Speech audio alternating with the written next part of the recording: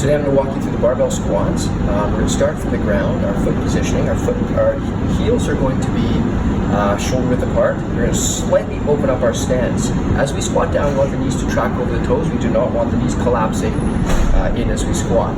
So the main points we're going to focus on for stability is setting the core. So taking a big breath, suck the belly button in. We have a posterior pelvic tilt, which will allow us to engage our glutes. And we're going to activate our adductors. Now, how do we activate the adductors? The movement would be as if you're tearing a piece of paper apart on the floor like this. So you're peeling your feet apart. When you're actually doing the squat, you're obviously not going to move them because we want the feet in their position for stability. So again, big breath, engage the core, posterior tilt, glutes tight, adductors tight. As you descend, your legs, your knees are gonna come apart and you're gonna pull yourself into the squat.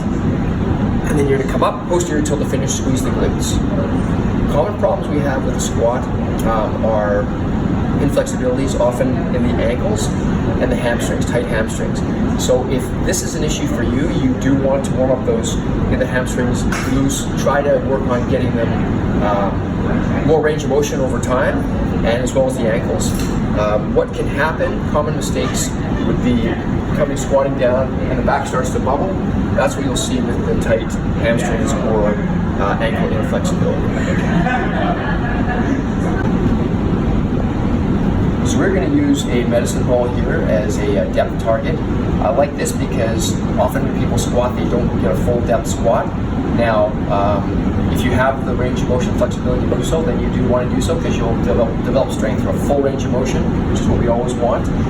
Getting under the bar, I'm going to grab the bar just over shoulder width apart. This will depend on your shoulder flexibility. If you have inflexible shoulders, you may want to go wider. We're going to get under the bar. There's a nice little shelf on the upper traps.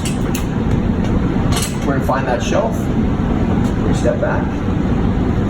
Follow all the steps. Take a big breath. Posterior tilt.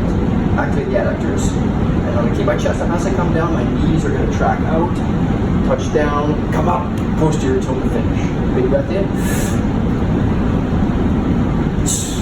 When I'm coming up, I want to make it feel like there's a hook on my chest pulling me straight up. So I'm going to take a big breath.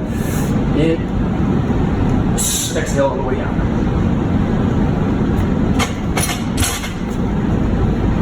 One other tip is you want to make sure you've got even weight on both legs so we don't have an asymmetrical weighting that can cause problems and eventually injuries, as well as a corkscrew on the way up. You want to make sure as you're going down, you got even weight, full contraction on both legs, and try to keep a nice even push throughout the whole movement.